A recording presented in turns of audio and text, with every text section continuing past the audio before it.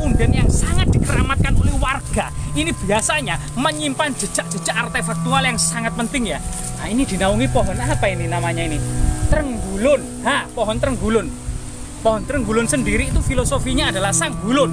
Sang gulun sendiri itu adalah namanya adalah sang gulun ya, para pengabdi Tuhan, sang gulun yang san gulun yang para pengabdi Tuhan.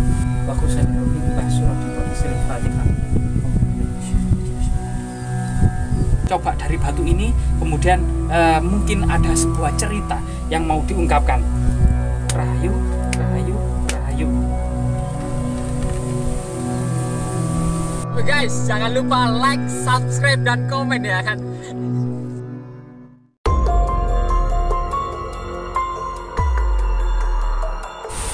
Ya, saat ini kita berada di lereng Gunung Welirang ya, Welirang. Pada masa kunonya itu namanya Kemukus karena bentuknya itu lincip seperti kukusan.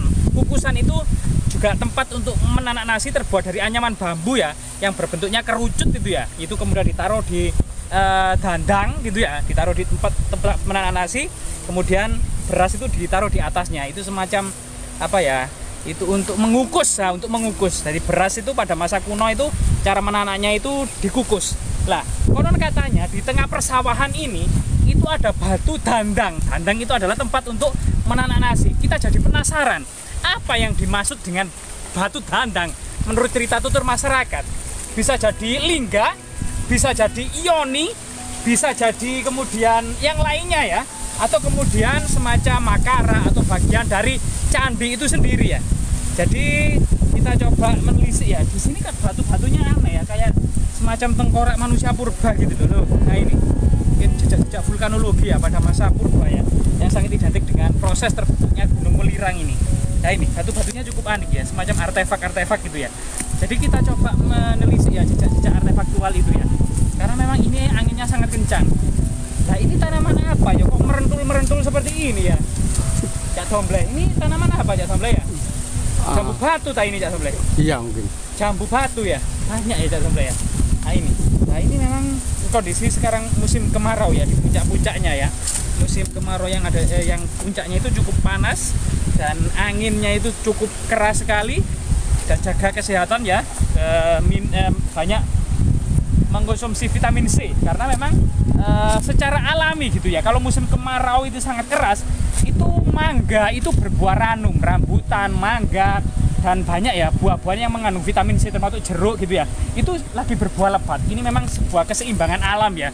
Kalau memang musim kemarau panjang, maka buah-buahan itu mulai kemudian ranum, mulai berbuah lebat semacam mangga yang banyak mengandung vitamin C, termasuk juga durian dan nangka ya. Nah ini kita musim kemarau ini juga banyak air ya, banyak air. Dan ini tanaman jagung masih apa namanya, masih baru ditanam ini. Coba kita berjalan terus ya, menyusuri. Memang jalan menuju lokasi ini cukup sulit, melewati pematang sawah. Kita harus melompat gitu ya, melompat seperti ini. Nah ini ternyata disakralkan oleh warga, mungkin sangat berhubungan dengan asal-usul desa itu sendiri, atau dipercaya sebagai membabat Allah. Coba kita telisik di punden keramat ini, punden yang sangat dikeramatkan oleh warga. Ini biasanya menyimpan jejak-jejak artefaktual yang sangat penting ya. Nah ini dinaungi pohon apa ini namanya ini? Trenggulun. Pohon trenggulun. Pohon trenggulun sendiri itu filosofinya adalah sang gulun. Sang gulun sendiri itu adalah namanya adalah sang gulun ya, para pengabdi Tuhan, sang gulun yang san gulun yang para pengabdi Tuhan. Coba kita memasuki area punden ya. Jadi kita copot apa namanya, kaki kita, coba kita rahayu, rahayu, rahayu. Oh ternyata ini diberi nama Mbah Wirodipo. Coba kita sowan dulu ya. Coba kita sowan dulu. Lah ini diberikan kursi duduk ini, untuk tempat duduk. Coba kita sowan dulu. Bagusan Robi Mbah Wirodipo Bismil Fatihah.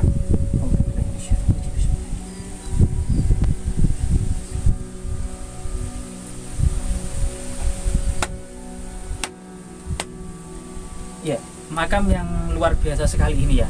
Namanya sangat identik dengan nama para bangsawan Majapahit ya.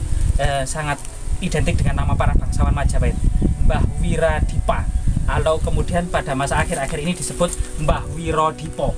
Jadi kemudian pada masa lalunya ini memang semacam makam seorang patih gitu ya, namanya itu mirip atau seorang tumenggung ya. Nah, selain kemudian nama yang berbau bangsawan Majapahit atau dengan menggunakan bahasa Sangsekerta ini ya, Mbah Wiradipa, ini ada batu-batu candi. Ada 2 balok batu candi di sini yang menjadi nisan ini. Ini balok batu candi ya, yang sangat identik dengan masa peradaban kuno atau kerajaan-kerajaan kuno, termasuk sejak kerajaan Majapahit. Ada 2, yaitu yang dibuat kaki dan nisan kepala. Selain kemudian nisan baru ya. Nah, di sini konon katanya itu ada batu dandang. Coba kita cari ya. Ini kemungkinan. Nah, ini sangat mirip sekali dengan batu dandang. Mbah, permisi Mbah, nuwun sewu Mbah.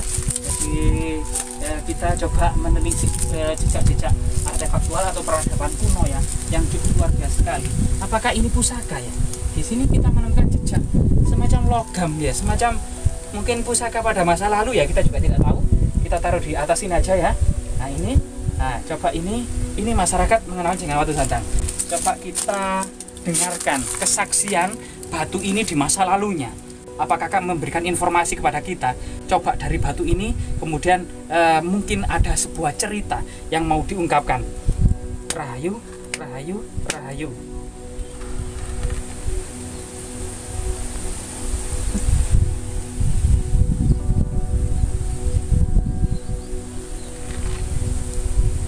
Jadi cuma kita dengar kata buyut gitu ya.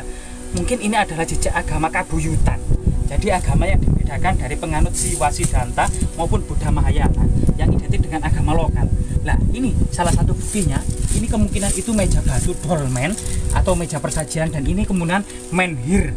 Jadi identik dengan sebuah situs magis dan keramat jejak-jejak agama Kabuyutan ya. Karena memang sangat identik dengan Kabuyutan ya, atau tempat suci untuk penganut Kabuyutan. Nah, ini sangat-sangat misterius memang. Lain, coba kita kelilingi ya, nuwun sewu Mbah. Nah, ini ada dolmen ya, jejak persajian. Nah, coba kita keliling. Nah, ini memang seperti nah ini yang dimaksud dengan masyarakat batu dandang. Batu dandang ini tempat menanak nasi ya, karena memang memiliki kemirikan dengan dandang ya. Ini berada di naungi pohon Trenggulun. Kemungkinan ini anakannya dari pohon Trenggulun raksasa yang sudah tua ya. Pohon Trenggulun sendiri itu filosofinya adalah sanggulun atau San Hulung Hyang, atau para pengabdi kepada Tuhan, para pengabdi Tuhan. Jadi Tuhan yang Maha Kuasa ya, Tuhan yang Maha Esa ya, Hulun Hyang. Hyang sendiri itu adalah Tuhan pada masa itu ya. Misalnya yang Widi, yang Widiwasa, yang gitu ya, yang Wisesa. Nah, itu adalah sangat berhubungan dengan itu. Nah, semoga kemudian punden ini ya memiliki jejak artefaktual yang sangat penting ini sudah benar ya, sudah dibangun oleh warga dan kokoh meskipun jauh dari perkampungan dan di tengah-tengah persawahan ya. Semoga hal-hal seperti ini gitu ya. Selain kemudian balok-balok batu candi. Oh iya, ini berada di selatan dari Dusun Watu Tumang. Dusun Watu Tumang ya, yang juga identik nama dusun ini dengan batu. Desanya pun juga batu, namanya Candiwatu. Jadi Dusun Watu Tumang, Desa Candiwatu, Kecamatan Pacet, Kabupaten Mojokerto, Jawa Timur. Nah, ini juga sangat-sangat misterius. Nama desa Candiwatu pasti ada candi. Cuman sampai saat ini itu belum ditemukan. Ini salah satu petunjuk bahwasanya dahulu memang ada benar-benar ada candi. Karena ini benar-benar balok batu candi. Mbah nuwun sewu nggih, Mbah. Kira nuwun sewu nggih. Ini balok batu candi.